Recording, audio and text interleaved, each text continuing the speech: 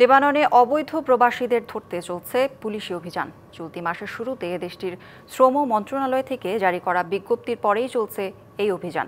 অন্যান্য দেশের অভিবাসী সহ আটক হয়েছে কয়েকজন বাংলাদেশিও। চরম আতঙ্কে রয়েছে বৈধ কাগজপত্রবিহীন প্রবাসীরা।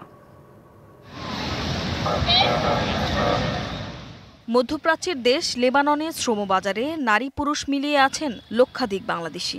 দেশটিতে বাংলাদেশিরা সুনামের সাথে কাজ করলেও তাদের বেশিরভাগেরই নেই বৈধ কাগজপত্র।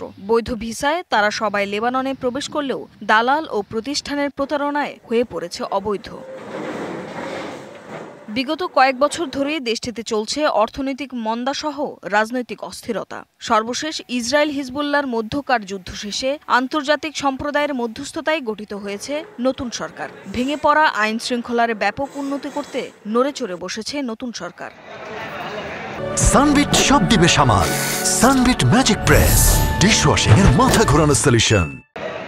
শ্রম মন্ত্রণালয়ের বিজ্ঞপ্তিতে স্থানীয় যে কোনো প্রতিষ্ঠানে অবৈধ অভিবাসীদের নিয়োগ না দিতে নির্দেশ জারি করে।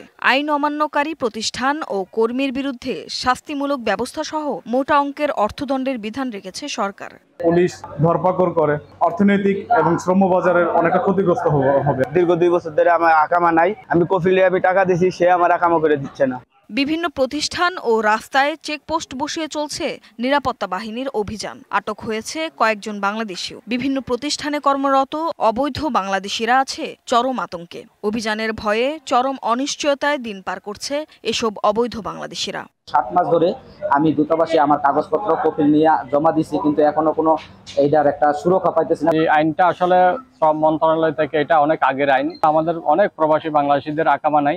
এদিকে দীর্ঘদিন ধরে বৈরুতে বাংলাদেশ দূতাবাসে চলমান নিয়মিতকরণ কার্যক্রমে অংশ নিয়ে অনেক অনিয়মিত বাংলাদেশের ভাগ্যে বৈধতা মিললেও এখনো অনেকে রয়েছেন অপেক্ষায়।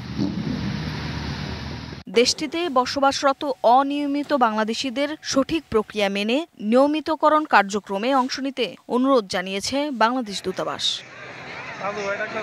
DBC news desk.